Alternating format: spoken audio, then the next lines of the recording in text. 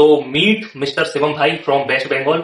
अब भाई पहले ये बताएंगे कि भाई ने कितने एग्जाम में टॉप कर रखा है। एग्जाम निकाले नहीं है, टॉप कर रखा है। सीधा एग्जामिनर ही समझो भाई, एग्जाम बनाते हैं, ठीक है, पेपर बनाते हैं भाई। तो भाई बताना कौन कौन से एग्जाम निकाल रखे हैं तुमने। नमस्कार, मेरा नाम शिवम चौधरी है और मैं वेस्ट बंगाल से आया हूँ। मैं आज तक जितना भी एग्जाम दिया हूँ सब में 90% स्कोर रहा है, उससे भी ज्यादा। और कुछ कुछ एग्जाम में तो 1-2 मार्क्स फुल मार्क्स से रह गए हैं और कुछ में तो फुल मार्क्स से 10 मार्क्स भी ज्यादा गए हैं। मेरा जीडी में इस बार 171 है और पिछले बार 159 था। और इसके अलावा आरपीएफ में 118 है, सीपीओ में 185 है और फेस 2 में 195 है। सीडीएस का तीनों विभाग निकला हुआ है और एमटीएस है, फिर जाकर सीएचएसएन है, एयरफोर्स नॉन टेक्निकल है, सीआरपीएफ हेड कांस्टेबल है और इसके अलावा भी बहुत सारे एग्जाम है। और मल्टीपल टाइम मिलाकर मैंने अभी तक पूरी तरह से 17 बार एग्जाम को क्लियर किया हुआ। भाई ने कभी भी कोई ज्वाइनिंग लेटर नहीं मंगाया है। उसका रीजन है कि भाई किसी की भी जगह खाना नहीं चाहते। भाई तैयारी किस चीज की कर रहे हो आप। मैं आईएएस की तैयारी कर रहा हूँ, पीएससी की। टारगेट भाई का एक ही है, भाई को सिर्फ यूपीएससी में जाना है, भाई को बनना है आईएएस, तो कलेक्टर बाबू बनेंगे जल्दी है। बाकी अभी भाई की उम्र आप सुनोगे ना तो दोस्त शॉक हो जाओगे यार तुम उम्र सुन के।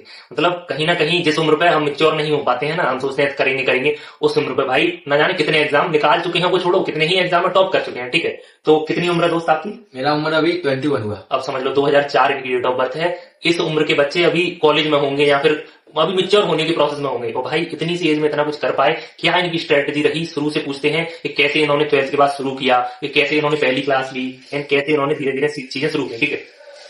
तो भाई बताना आराम से मुझे कि 12th के बाद क्या जर्नी रही आपकी। 12वीं के बाद मेरा तो सपना था आईएएस बनने का और मैं 12वीं में साइंस लेकर पढ़ाई किया था। उसमें मेरा 75% स्कोर रहा, जो हमारे यहाँ स्टार की दर्जा प्राप्त होती है। उसके बाद मैंने साइंस को छोड़ दिया ताकि मुझे कि आगे बढ़ना था और साइंस में मेरा कोई भविष्य दिख नहीं रहा था।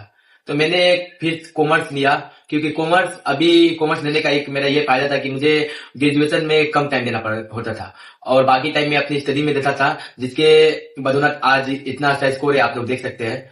और मैंने मतलब कि हजारों बार प्रैक्टिस किया, हर वो क्वेश्चन को बनाया जो भविष्य में आने की संभावना हो, जो आज से 10 साल बाद भी आ सके या 10 साल पहले आई हो। मैंने हर वो क्वेश्चन पे काम किया, हर वो क्वेश्चन का 1 तरीका, 2 तरीका और 3 तरीका से बनाने का प्रयास किया, जिसके जरिए मेरा इस बार जीडी में 38 मिनट में पेपर कंप्लीट हो चुका था। और इसके पहले भी जितना भी एग्जाम हुआ उसमें 10 मिनट 15 मिनट में बचा के रख पाया एग्जाम। तो भाई एग्जाम टाइम से पहले खत्म कर लेते हैं। जहां हमें टाइम कम पड़ जाता है, वहीं दूसरी तरफ भाई एग्जाम के आधे टाइम में ही अपना एग्जाम जो है पेपर कंप्लीट कर ले रहे हैं। अब भाई से सब्जेक्ट वाइज पूछते हैं सभी सब्जेक्ट्स के बारे में कि क्या क्या इनकी अप्रोच रही। जैसे कि भाई मैथ का क्या सीन रहा, शुरू से कैसे प्रैक्टिस की, कैसे बेसिक्स किए, क्या सीन था, पूरा रिवीजन वगैरह, यहाँ पे पीवाईक्यू सारा कुछ। पीवाईक्यू का तो कोई भी एग्जाम में बहुत बड़ा वैल्यू होता है, क्योंकि पीवाईक्यू हमें बताती है कि क्वेश्चन किस टाइप का बन रहा है और वो आपकी डिपेंड करती है प्रैक्टिस पे। आपकी प्रैक्टिस कैसी है, आप उसको कहाँ तक ले पाते हैं, कहाँ तक एब्जॉर्ब कर पाते हैं, वो आप पर डिपेंड है। मैं बस ये कहना चाहता हूँ कि अगर जो बिगिनिंग है वो पहले अपना बेस बनाइए, ऐसा बेस बनाइए कि आगे अगर मैं कुछ एडवांस भी कर रहा हूँ तो मुझे कोई तकलीफ ना हो और ये नोट्स वगैरह के चक्कर में कम पड़े। वो ऐसा एब्जॉर्ब करे कि मेरे दिमाग में वो हो जाए, पेज कहीं भी जाए, कॉपी कहीं भी जाए, उससे फर्क नहीं पड़ता है। आपका सबसे बड़ा पावर आप खुद है। और ऐसे मतलब बेसिक्स के नोट्स बनाना भी जरूरी है मैथ्स में। रीजनिंग और मैथ्स में तो नोट्स बनाने एक बेवकूफी का काम है, क्योंकि वो आप जाइएगा जब एग्जाम देने तो वहां पे आपका डिजिट चेंज हो जाएगा, फिर जाकर आपका टाइप चेंज हो जाएगा, आपका वहां पे फोकस रहेगा आपका सिर्फ मार्क्स गेन करने पे, वो आपकी प्रैक्टिस पे डिपेंड करेगी। हाँ, तो मतलब ये तो हो गया मैथ्स के लिए। और रीजनिंग में कितना टाइम देना चाहिए, मतलब क्या सीन है रीजनिंग का, क्योंकि रीजनिंग एक आसान सब्जेक्ट है और बहुत ज्यादा उसमें टाइम खराब करना एक बेवकूफी होगी। तो वहां क्या करना चाहिए। अभी के टाइम में सबको को पता है कि रीजनिंग बहुत ही इजी सब्जेक्ट है और मार्क्स गेन करने का सबसे अच्छा सब्जेक्ट माना जाता है। और इसके अलावा रीजनिंग में अगर वो आपके ऊपर डिपेंड करती है कि आपकी कौन से सब्जेक्ट वीक है। अगर आपकी जीके वीक है और अगर आपकी मैथ वीक है तो आप इस पे ज्यादा टाइम दें और रीजनिंग को कंटिन्यू रखें। अगर ना होता है तो आप एक रोज मॉक टेस्ट दें, जिसके कारण आपका रीजनिंग सही प्लेटफॉर्म पे रहे। अगर कुछ क्वेश्चन आपका गलत हो रहा है, किस टॉपिक पे गलत हो रहा है, आप उस पे काम करें। ऐसा नहीं कि आप पूरे टॉपिक को लेकर चले। ये दोनों सब्जेक्ट हो गए एंड अब आते हैं हम इंग्लिश पे, क्योंकि आपने सीपीओ का भी एग्जाम दिया है। और इंग्लिश की क्या अप्रोच रही थी आपकी। इंग्लिश तो अभी सबसे जरूरी है किसी भी एग्जाम में, क्योंकि आप सीपीओ के देखेंगे तो फर्स्ट पेज क्लियर करने के बाद सेकंड पेज में सबसे ज्यादा भूमिका आपका इंग्लिश पेज है। हाँ, क्योंकि इंग्लिश से ही वहाँ सिलेक्शन उसके लिए अभी ग्रामर हुआ, वो सबसे हो जाता है। ग्रामर हुआ, समरी हुआ, वो 90% बच्चे करने थे। वहां पे दिक्कत होता है वोकेब में, वोकेबुलरी हुआ, वो सब में आपका दिक्कत होता है। तो उसके लिए आपको अपना इंग्लिश का पावर, वर्ड पावर मजबूत करना होगा। आपको न्यूज़पेपर पे थोड़ा ध्यान देना होगा। अगर सोशल मीडिया में कुछ वर्ड आपको दिक्कत करी है तो आप उसे जाके ट्रांसलेट करिए, या अभी एआई का जमाना है। हाँ, जैसे आप कहीं जाके उसको सर्च करके उसके बारे में समझ लीजिए। गूगल और चैट जीपीटी हाँ, जैसे एप्स का यूज कर सकते हैं। हाँ, उससे आपको इंग्लिश में ज्यादा मदद मिलेगा। और बहुत सारे टीचर हैं तो उनका वीडियो देख सकते हैं। अब जैसे कुछ लोग बोलते हैं कि इंग्लिश में हम इंग्लिश की मूवीज देखें या न्यूज़पेपर पढ़े इंग्लिश में, तो क्या वो इफेक्टिव है या फिर ये सब रील तक की बात है, क्या है? न्यूज़पेपर का तो भूमिका हर जगह है, क्योंकि न्यूज़पेपर में हमें ये पता चलता है कि सेंटेंस बनाया कर जाता है, वो वर्ड जो जिसका सेंटेंस में किस भाव से प्रयोग किया जा रहा है। न्यूज़पेपर पढ़ने पे हमें ये फायदा होगा कि मान लीजिए कोई सेंटेंस है तो उसको किस भाव में वहां पे रखा जा रहा है, तो उसका प्रयोग किया जा रहा है, उसके पहले क्या है, ग्रामेटिकल एरर जो है वो सब भी उससे समझ में आता है। क्योंकि ग्रामेटिकल एरर भी अभी भी कोई भी पेपर में 4-5 मार्क्स का, 6 मार्क्स का आ ही जाता है। तो इससे आपको न्यूज़पेपर पढ़ने से समय थोड़ी बर्बाद होगा। न्यूज़पेपर को तो अपन लाइक टी कॉफी उस तरह से पी सकते हैं, टी चाय पी रहे हैं तब सुबह सुबह थोड़ा सा 10-15 मिनट देख लिया वर्बली थोड़ा सा, एंड ये सारी चीजें हुई। अब उस सब्जेक्ट की हम बात करने वाले हैं जिसका आपको भी इंतजार था, जीएस।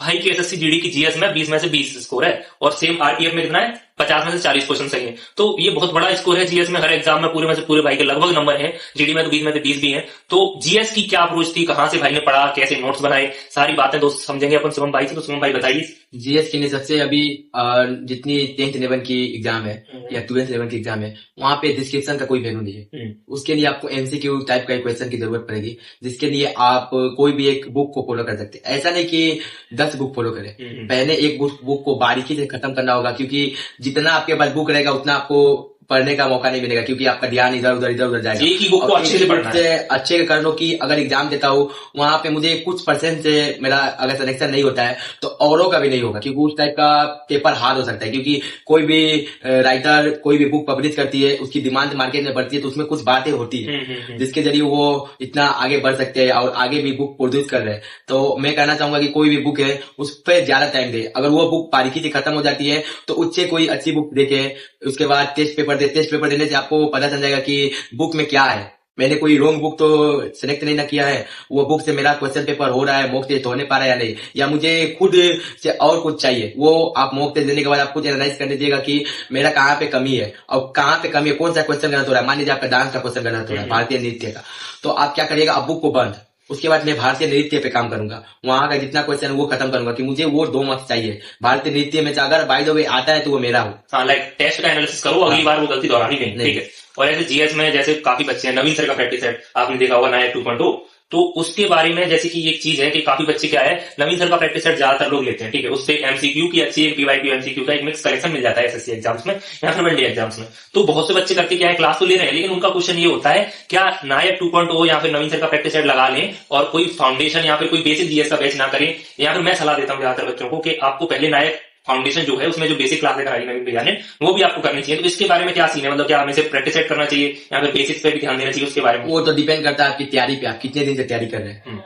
अगर आपका बेसिक मजबूत है, बेस स्ट्रॉन्ग है, आपको कुछ एक्स्ट्रा नॉलेज चाहिए तो आप सीधे मॉक टेस्ट में जा सकते हैं। और अगर आपका बेसिक मजबूत नहीं है तो आप बेस पहले मजबूत बनाइए, क्योंकि अगर मेरा बेस मजबूत है और फिर मैं बेसिक को मजबूत करना चाहूंगा तो मेरा टाइम का बर्बादी होगा। एक तरह से रिविजन तो होगा लेकिन टाइम की बर्बादी होगी। तो सबसे पहले बेसिक मजबूत करें, उसके बाद आप उसी का टेस्ट फॉलो करें। अगर कुछ वहां पे भी गलती हो रहा है तो वो क्वेश्चन को एनालाइज करें, इससे आपको बेहतर रिजल्ट मिलेगा और आगे आप सेलेक्ट होते रहेंगे। हाँ, और ये जो नायक नवीन सर का 2.0 प्रैक्टिस सेट चल रहा है उससे फायदा मिलता है। हाँ, क्योंकि सर भी तो एक्सपीरियंस टीचर है और उन्होंने बहुत से बच्चों का सेलेक्ट कराया है। उन्हें पता है कि किस वे में मार्गदर्शन करना सही रहेगा और कैसे आगे बढ़ाना सही रहेगा। उन्होंने भी तो अपनी बेस्ट एक्सपीरियंस को उसमें शामिल किया है।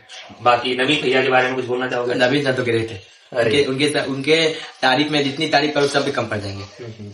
वो महान भाई नवीन सर से मिलने के लिए बम्बॉल से यहाँ आए हैं, सर ने बुलाया है। कल पॉडकास्ट भी हुई थी और हम भाई से मिल पा रहे हैं। हम अभी आरडब्ल्यू ऑफिस में ही है नोएडा, और बाकी भाई एकदम हम्बल है। सारी चीजें जो होती हैं कुछ भी ऐसा नहीं है जो लपेटा हो, सीधे आए हैं। जो भी मतलब बोला, मतलब 21 साल का एक इंसान है, वो भी सिर्फ पढ़ रहा है, उससे बाहर की चीजों को कोई मतलब नहीं है, सोशल मीडिया पे किसी चीज।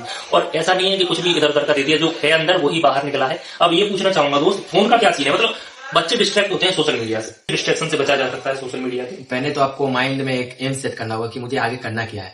मेरे लिए वो जॉब की इम्पोर्टेंट क्या है, उसकी वैल्यू क्या है मेरे लिए। जैसे कि मेरे लिए आईएएस की वैल्यू है, मैं उसके लिए यहाँ तक कि अच्छे अच्छे गवर्नमेंट जॉब सोच रहा हूँ। तो आपको भी वो देखना होगा कि मेरे लिए उस जॉब की कीमत क्या है। उसके लिए आप ऐसा नहीं बोला कि आप इंस्टाग्राम से दूर रहिए, क्योंकि इंस्टाग्राम भी एक मनोरंजन का साधन है। आप गलत फॉर्म में ना जाके उसी पे थोड़ा सा टाइम स्पेंड करें और उससे कुछ सीखे, जैसे कुछ वीडियो अपलोड हुआ और उसको इंटरेस्टिंग तरीके से उसको यूज करें। जैसे कुछ मॉक टेस्ट हुआ, उसमें तरह तरह की रील आती है, वो देखे कि वो मॉक टेस्ट कैसा है, कुछ क्वेश्चन कैसा है, या कुछ तरह के तरीके हैं जो गाने की तरह उससे पढ़ाया जाता है, वो सब भी आप देखेंगे तो वो सही रहेगा। ऐसे क्या होगा कि आपको पढ़ाई की तरह वो खींचेगा, आपको पढ़ाई से दूर ना करेगा। और ऐसा ऐसा प्लेटफॉर्म इंस्टाग्राम पे चुनिए कि जिससे आपको मदद करेगा, आपको दूर ना करे हमसे। बाकी सारी चीजें सही है और फिर से हम कुछ अच्छा सा आपके लिए लाएंगे दोनों मिलके। बाकी भाई का चैनल भी है रैंक 1 शिवम, रैंक 1 मैं लिंक आपको दे दूंगा, कमेंट बॉक्स में भी पिन कर दूंगा। बाकी बहुत सी चीजें आपको भाई से सीखने को मिल सकती हैं। मैं खुद भी पर्सनली भाई की जो सुना ना कितने एग्जाम टॉप कर रखा है, तो भाई मैंने भी कहा लौंडे में 21 साल की एज में बहुत मतलब जो होता है ना अंदर से भाई कि हाँ दम है कुछ बात में कंटेंट में, तो भाई आराम से इनकी भी वीडियोस देखना, अच्छी अच्छी चीजें आपके लिए लाएंगी और जो रियल चीजें होती हैं वही आएंगी, कोई छल वो नहीं है भाई के अंदर।